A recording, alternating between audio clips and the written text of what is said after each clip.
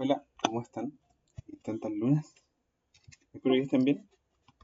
Bueno, les tengo el siguiente videito que es el método de la gran M, que se los debo hace mucho tiempo. Espero que lo vean. Bueno, y si es que no, será pío. Al principio vamos a resolver este ejercicio que es simplecito y después al final les voy a dar así como quizás tips para su control y su prueba. ¿Ya? Bueno, el primer ejercicio que tenemos, déjenme ver si se me escucha bien todo. Ya. El primer ejercicio que tenemos es un ejercicio de minimización con dos variables, ¿vale? El método de la gran M no escapa mucho y no es muy distinto que el método de dos fases ni el método simplex normal, ¿sí? Por lo que, demos un segundo, ya, por lo que van a ver cositas parecidas y cositas que no. Como ustedes pueden ver aquí, al lado izquierdo, denme un segundo que me estoy acomodando todavía. Perdón, al lado derecho de la pantalla les tengo como básicamente los pasos que hay que hacer para lograr resolver un problema a través de este método, ¿vale? El primer paso que hay que hacer es analizar el problema. En el caso que fijarse bien que todas las variables sean no negativas y que existan restricciones del tipo mayor igual o igual. Recordemos que este algoritmo es útil para cuando queremos resolver problemas que tienen estos dos tipos de restricciones. Cuando no encontramos este tipo de restricciones, podemos ocupar simplex normal. O también si es que encontramos podemos ocupar dos fases. O matricial también. ¿Sí? Bueno, una vez hecho esto, tenemos que estandarizar el problema. ¿Qué entendemos por estandarizar el problema? Lo entendemos como agregar las variables adicionales al problema para poder construir nuestro tablero simplex. Estas variables adicionales van a ser las variables artificiales o las variables de holgura. ¿Sí? Ok, 3. Obtener los valores de las variables artificiales. Para el método de la gran M, una vez que se agreguen las variables artificiales dentro de nuestro problema, vamos a tener que despejarlas en cada una de las restricciones y reemplazarlas en la función objetivo, para luego empezar a operar y armar el tablero simplex. Lo vamos a ver más abajo, no se preocupen. ¿Vale? Armamos el tablero simplex, escogemos la base inicial, como siempre la hemos escogido, y según un criterio vamos a escoger la columna pivote o nuestra variable de entrada. Ese criterio recordamos que puede ser como trabajar con más z o con menos z, ¿vale? El test de mínimo ratio, que lo conocen, reducir gaussianamente y actualizar el tablero. Recordar también de que si es que este criterio no se cumple en algunas iteraciones, cuando llegamos al óptimo. ¿Sí? Eso. Bueno, el problema es el siguiente, el que tienen aquí en pantalla. El primer paso que dijimos, o el primer paso es chequear si es que el problema no tiene algún problema con las no negativas, por ejemplo, ¿vale? En este caso son todas no negativas, bien, y tenemos restricciones que podemos ocupar. En este caso son mayor o igual ambas, por ende podemos ocupar el método de gran M, ¿sí? Ok, el primer paso es estandarizar el problema. Recordemos que cuando yo me enfrento a a restricciones que son del tipo menor o igual, simplemente voy a agregar en la restricción donde yo me encuentro una variable de holgura, una variable h. Si es que yo me enfrento a una restricción del tipo igual, a la restricción voy a borrar, acuérdense que se borran estos signos y se quedan en igual, y voy a agregar una variable artificial correspondiente a la restricción. Y si es que me encuentro una restricción del tipo mayor o igual, voy a agregar una variable de holgura menos una variable de holgura más una variable artificial a la restricción y al problema, por supuesto. ¿Sí? Entonces, si es que recordamos acá, vamos analizando por restricción. La primera restricción es del tipo mayor o igual y la segunda es del tipo mayor o igual. Entonces, ¿qué tenemos que agregar? Tenemos que agregar una variable de holgura menos una variable de holgura más una variable artificial. ¿Sí? Entonces, yo en la primera, ¿cómo se llama? La primera restricción va a quedar algo del estilo como menos una variable de holgura 1, porque es la primera restricción, más una variable artificial 1. Y la segunda restricción tiene que quedar algo del estilo como menos una variable de holgura 2, porque es la segunda restricción, más una variable artificial 2. Recordemos que una vez que agregamos las variables de holgura o artificiales, tenemos que volver a completar también en la parte derecha de nuestro problema lineal. En este caso, como ya agregamos las variables artificiales de holgura, vamos a tener que igualar cada restricción al mismo valor que teníamos al lado derecho. Entonces, el problema me quería algo, o las restricciones me quieren algo del estilo, igual a 4 y igual a 7. Una vez dicho esto, a nuestro problema completo tenemos que, por supuesto, agregar las variables de no negatividad. En este caso es que x1, x2, h1 y h2 y a1 y a2 tienen que ser mayores o iguales que 0. ¿Sí? Ok. ¿Qué más queda para lograr estandarizar el problema? Cambiar la función objetivo. Y ahora viene algo sumamente importante, chiquillos. ¿Qué es lo que tenemos que hacer? En el caso de que nosotros estemos minimizando, a la función objetivo le vamos a tener que agregar el siguiente término, más m por la suma de todas las variables artificiales que yo agregué en el problema. Este m es un número muy grande. ¿Y por qué se le agrega un número muy grande? Ustedes dirán. Bueno, lo cierto es que, ¿qué es lo que hace este problema? Intenta como encontrar un problema como similar, llegar a un tablero, a un punto medio. Eso, perdón, ¿qué es lo que intenta hacer el método gran M? Ustedes tienen el primer problema acá, que es el que ustedes están resolviendo, y tienen un segundo problema acá, que es el problema como que están armando, ¿vale? Básicamente ustedes parten de un problema similar y en algún momento van a encontrar que el problema que quieren resolver va a tener la misma forma que el problema similar y va a terminar convergiendo en el óptimo. Básicamente eso hace. Entonces, ustedes qué están haciendo, están como convirtiendo el problema cuando ustedes agregan variables artificiales y adicionalmente tienen una ponderación grande. Si ustedes se acuerdan, en el simplex agregamos ponderaciones 0 a las variables de holgura, que en este caso es lo mismo. Si es que H1 más 0 H2. Déjenme un ratito, voy a buscar agua. Estoy para el dick. Ya, perdón, he vuelto. Tenía mucha sed. Bueno, aquí igual agregamos o ponderamos 0 a las variables de holgura, pero ahora las variables artificiales, según estemos minimizando o maximizando, se agregan a la función objetivo de otra manera. Si es que estamos minimizando, insisto, es más un número muy grande por la suma de las variables de holgura. En este caso, como estamos minimizando, va a quedar más m por la suma de las variables de holgura que yo agregué. En este caso, a1 y a2 son las que yo agregué. En el caso que estemos maximizando, tengo que agregar menos la suma de las variables de holgura multiplicado por un número muy grande. Y bueno, y para los más curiosos realmente, el por qué se agrega, por qué agregamos un número muy grande al problema.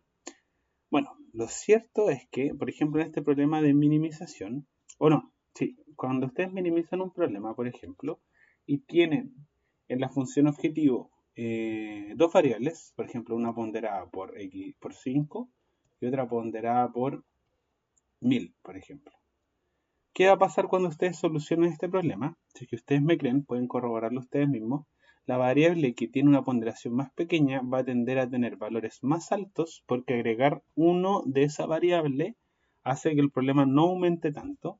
En cambio, si es que yo agrego 1 de x2, el problema va a tender a crecer mucho y como yo quiero minimizar, quiero tener los menores valores posibles. ¿Qué va a pasar? Lo cierto es que x1 va a tender a ser un número grande y x2 va a tender a ser un número muy chiquitito. Y cuando este número de acá es muy, muy, muy grande, x2 va a pasar a ser algo aproximadamente 0. ¿Sí? Básicamente esto es lo que queremos hacer. Como estamos en un problema de minimización y no quiero afectar el problema, voy a hacer que voy a sumar las variables de holgura multiplicadas por 0, por ende no afecto el problema, y a su vez voy a sumar m un número muy grande. ¿Qué va a implicar esto? Va a implicar de que a 1 y a 2 se hagan 0 eventualmente, ¿sí? Bueno, espero que les haya quedado claro eso, pero es la idea. Bueno, y una vez dicho esto, tenemos el problema estandarizado que es el que tenemos aquí en pantalla. Si es que se acuerdan, una vez encontrado el problema estandarizado, ¿qué tenemos que hacer? Despejar o encontrar el valor de nuestras variables artificiales. ¿Cómo hacemos eso? ¿Cómo hacemos eso? Bueno, la primera restricción es que algo del estilo como 2 por x1 más 4x2 más s son la h. Yo tengo un problema porque cuando estudio a veces estas cuestiones lo hago en inglés, pero lo voy a cambiar. H. 2x1, 4x2 menos h1 más a1 igual a 4. Si se encuentra, esa es la primera restricción. ¿Qué tenemos que hacer para encontrar estos valores de las variables artificiales? Bueno, algo tan simple como llegar y despejar nuestras variables artificiales. La variable artificial número 1, ¿cuánto vale? acorde a la primera restricción, bueno, lo cierto es que es 4 menos o más h1, ese es un 4, h1 menos 2x1 menos 4x2. Y lo mismo hacemos para todas las variables artificiales que existan en el problema, ¿vale? Si es que hay 3 variables artificiales en todo el problema, se hacen con 3. Si es que hay 4, 4 y así sucesivamente, pero solamente las variables artificiales. Bueno, para la restricción número 2 tenemos otra variable artificial, por ende tenemos que despejarla también. ¿Cuánto vale esta variable artificial? Bueno, vale 7 más h2, ¿sí? Menos 7x2 menos x1. Y esos son los valores de nuestras variables artificiales en el problema. Lo cierto es que una vez encontradas estos valores que están acá, ¿sí? Vamos a tener que reemplazar estos valores de las variables artificiales en nuestra función objetivo de aquí. ¿Para qué? Bueno, lo cierto es que denme un segundito más. Oh, tengo una alergia horrible. Bueno, lo cierto es que una vez, el motivo para hacer eso es que podamos utilizar el método simplex de buena manera, porque a 1 y a 2 como que no valen nada y no sabemos mucho cuánto aportan en el problema, pero reemplazándolo de arriba, claro, sabemos que a 1 tiene asociada variable x1 y x2, que son las variables que realmente nos importan en el problema. Bueno, una vez dicho esto, recordemos que cuando reemplazamos la función objetivo, si es que estamos maximizando, tengo que poner menos m por la sumatoria de los AJ, y si estoy minimizando es más m por la sumatoria de los AJ. ¿Sí? Pero bueno, como estamos minimizando, lo sumamos positivamente y ya encontramos los valores de las variables artificiales. ¿Qué es lo que hacemos? Bueno, reemplazamos nuestra función objetivo. ¿Cómo nos quedaría nuestra función objetivo? ¿Cómo nos quedaría esto? Bueno, nos quedaría algo de ok. Primero tendríamos que z es igual a x1 más x2.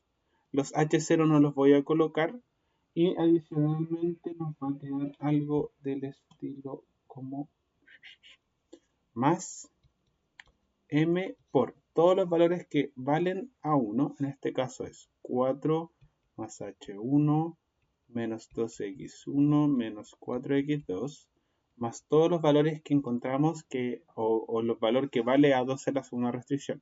En este caso es 7 más h2 menos 7x2 menos x1. ¿Sí? Ok. Una vez dicho esto, ¿qué tenemos que hacer? Bueno, acomodar toda esta weá y tenemos que factorizarlo por nuestras variables de decisión. ¿Cómo nos quedaría esto?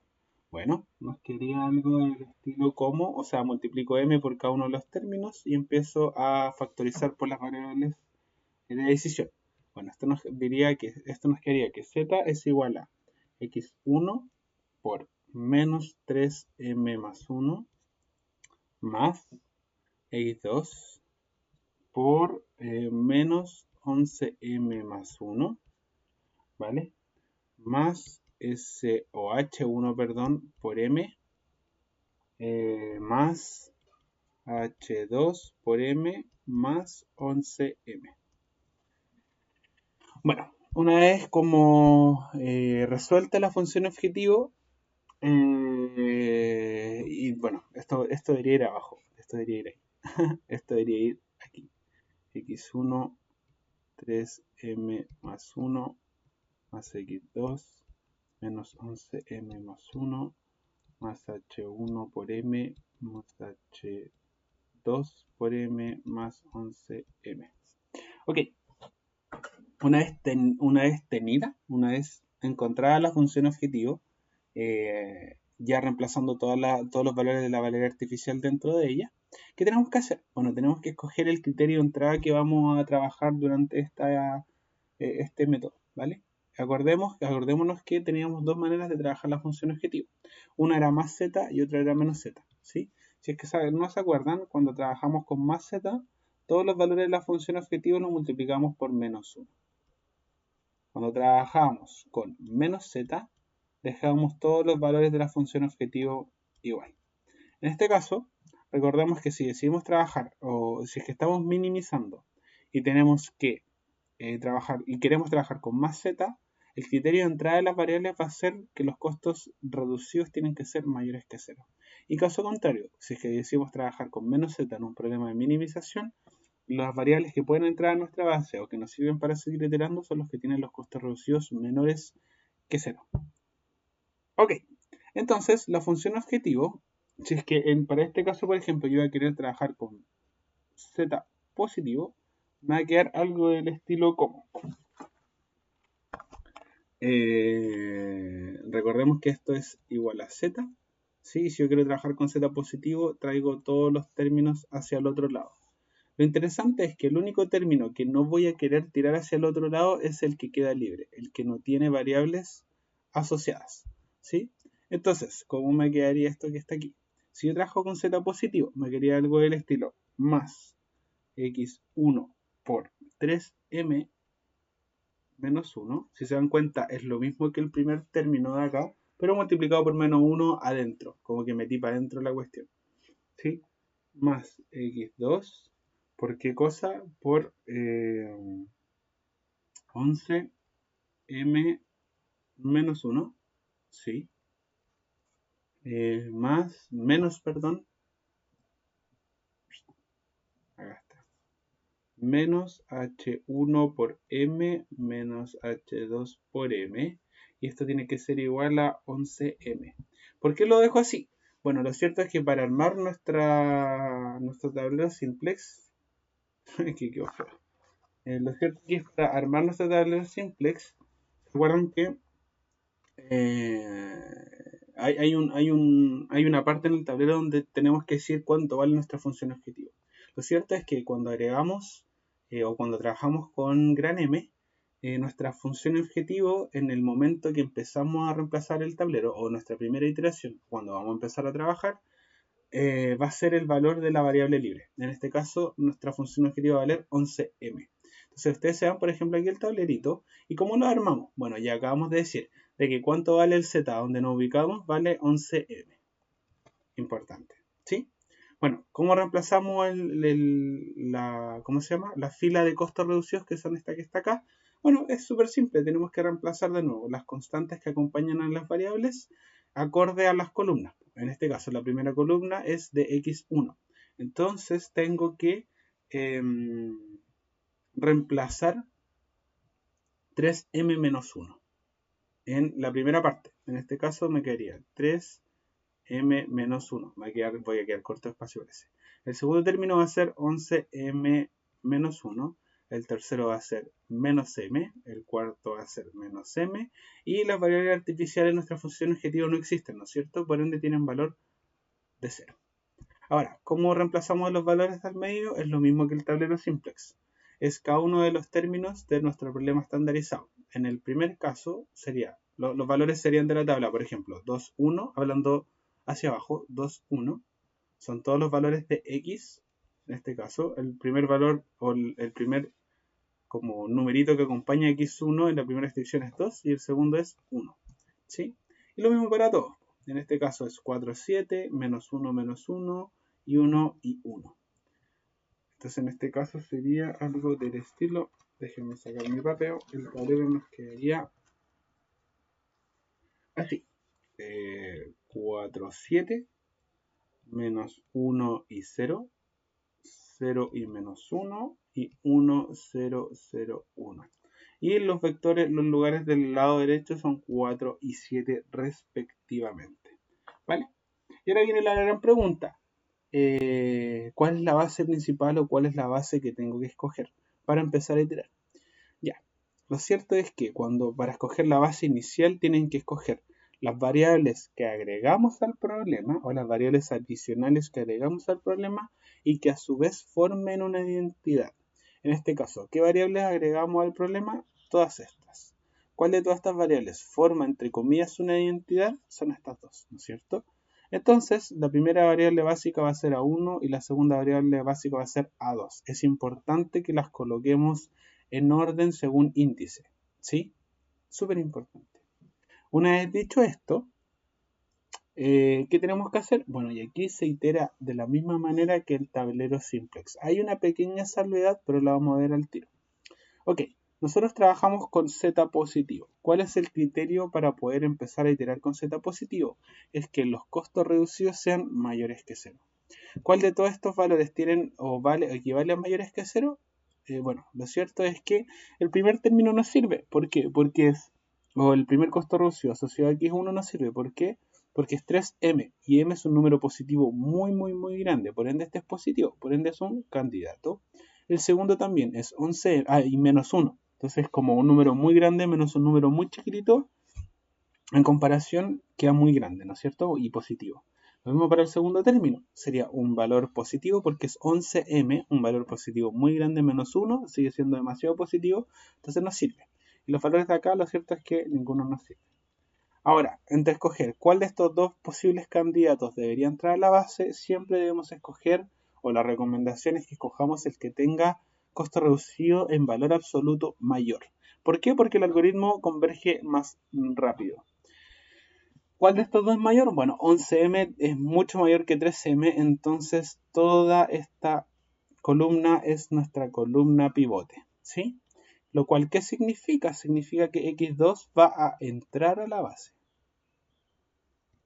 ¿sí?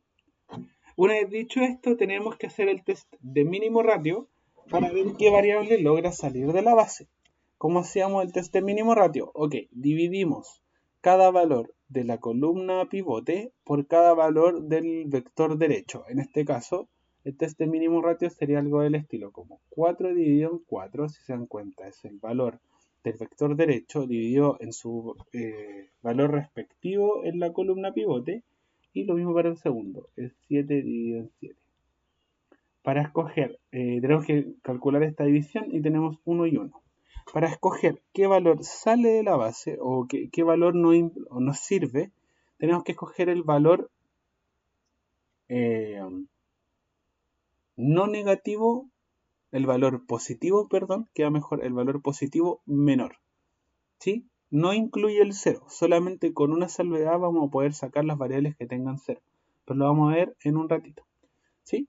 Ok, en este caso los dos tienen el mismo valor de mínimo ratio. ¿Cuál sacamos? La recomendación es siempre sacar, ¿cómo se llama? La de índice menor. En este caso, ¿cuál es la que tiene índice menor? A1, ¿no es cierto? Entonces, esta variable es la que sale de la base. Ok, y aquí que los quiero atentos, denme un segundo, voy a rayar esto, así como esta es la fila pivote. Y ahora quiero que estén atentos. Chuta, la wea fea. Quiero que estén atentos porque, ¿qué es lo que pasa ahora si es que ustedes, por ejemplo, se encuentran en la siguiente situación? Supongamos que tenemos un tablero y, no sé, hipotético. En el caso que acá ustedes, por ejemplo, tengan una variable, no, mejor así. Acá tengan una variable de decisión, acá, x2 por ejemplo, y acá tengan a2, y a su vez tengan un test de mínimo ratio que les dé un valor de 1 y 1, ¿qué variable escogen? Según mi consejo, es que siempre saquen la que tiene índice menor. En este caso sería x2.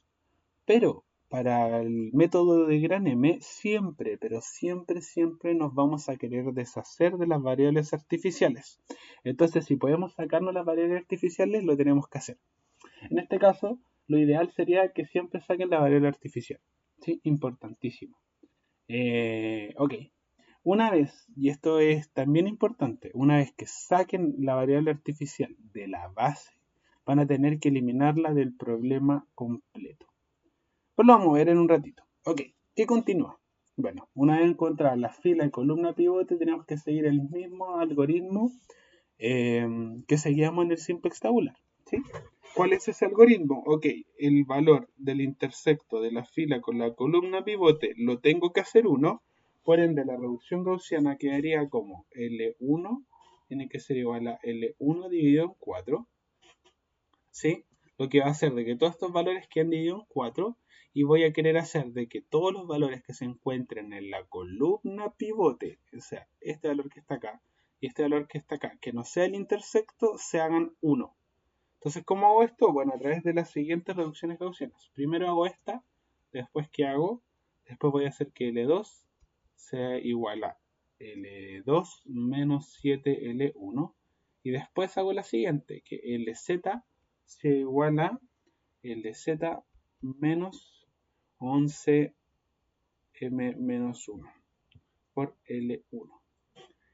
Una vez dicho esto y una vez hechas estas tres, ¿cómo se llama? Reducciones gaussianas, se van a encontrar con el siguiente tablero. Voy a colocar una pausita. Eso se lo dejo a ustedes de casa para no ser, en la casa para que no hacer tan lateral el video. Ok.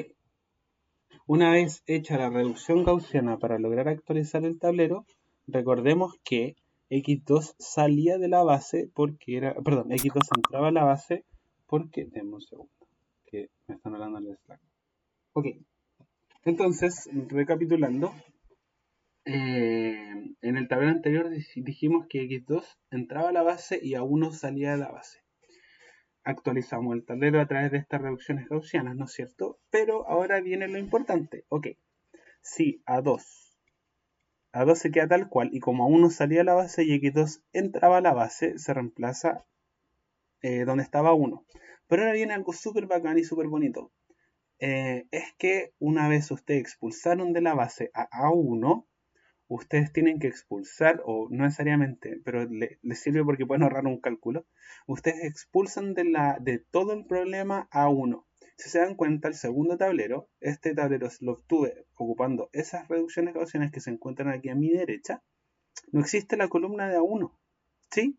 Lo cual les favorece muchas cosas, muchos cálculos, tiempo, y así se hace realmente.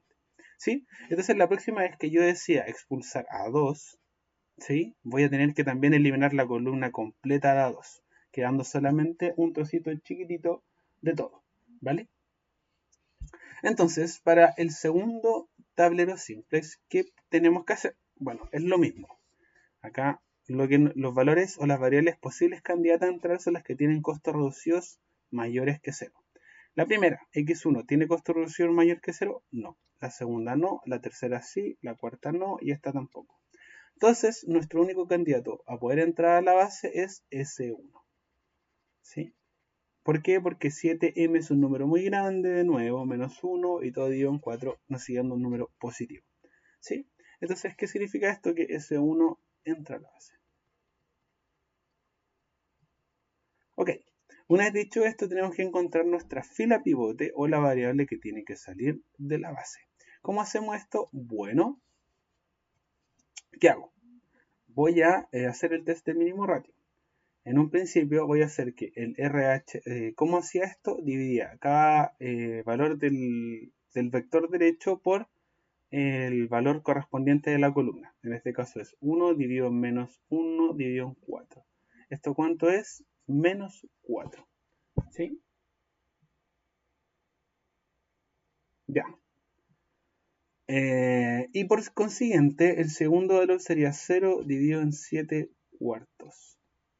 ¿Cuánto es esto? 0. Ok, yo siempre les dije de que nos importaban los valores positivos y menores, o el menor positivo.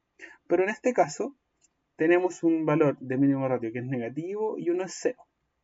Ok, solamente y solamente para este caso, cuando el valor del vector derecho de una variable artificial sea 0, lo voy a poder sacar. ¿Sí?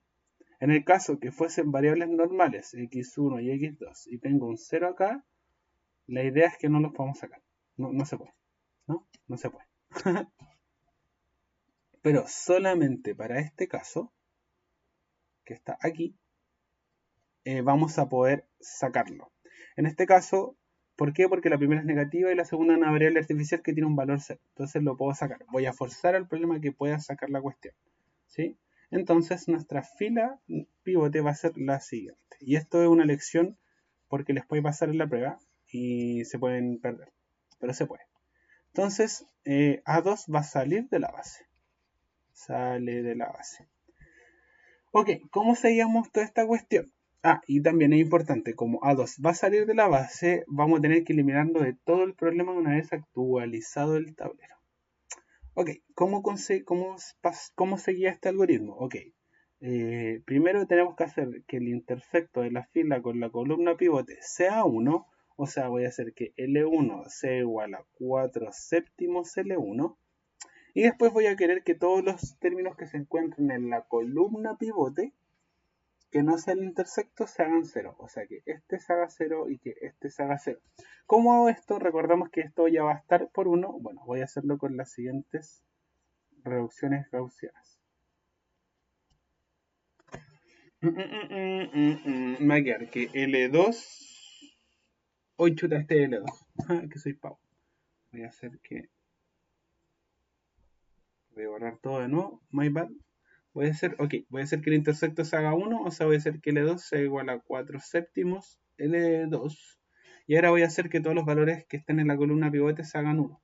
Eso va a ser que L1 sea igual a L1 más un cuarto L2. Y voy a hacer que LZ sea igual a LZ menos 7M menos 1 dividido en 4 L2. Una vez hecho estas reducciones, obviamente en el correspondiente orden, primero esta y luego cualquiera de estas dos, ¿sí? Voy a obtener el siguiente tablero. ¿Cómo va a quedar? Recordemos que como A2 sale de la base, tengo que eliminar A2 de todo el problema. Entonces A2 ya no está. Si se dan cuenta, estas X que están aquí son que no existen. Ni A1 ni A2. ¿Cómo nos va a quedar el siguiente tablero? Lo cierto es que nos va a quedar algo del estilo como un séptimo, 1, 0, menos un séptimo, menos 10 séptimos, 0, 1 y menos 4 séptimos. Y aquí abajito vamos a tener menos 6 séptimos, 0, 0, menos un séptimo, 1, 0 y 1. Ok, con el nuevo tablero, ¿qué tenemos que hacer de nuevo? Tenemos que buscar las variables que cumplan el criterio para poder seguir iterando. Algunas de estas variables cumplen el criterio. Recordemos que el criterio era, como estamos minimizando y estamos con z positivo, queremos que los costos reducidos sean mayores que 0. ¿Hay algún costo reducido acá que sea mayor que 0? Bueno, no, no, no y no. ¿Qué pasa entonces? No podemos seguir iterando. Entonces llegamos al óptimo. Llegamos al óptimo. ¿Cuál es el óptimo? Bueno, z óptimo es igual a 1. ¿Y en qué punto estamos en el óptimo? Bueno, en el punto óptimo de igual a 0. Recordemos que, esto es importante. Recordemos que las variables básicas son distintas de 0 y tienen un valor. ¿Cuál valor? El que está aquí en el vector derecho, y las variables no básicas son iguales a 0. x1 está en la base, no, está x2, por ende vale 0. x2 está en la base, sí, ¿cuánto vale? Vale 1. S1 está en la base, sí, ¿cuánto vale? Vale 0. Y S2, ¿cuánto está en la base? No, ¿cuánto vale? Vale 0. Y este es el óptimo. Y encontramos el óptimo. Ese es gran M, es súper simple, chiquillos. Un besito, perdón la tardanza.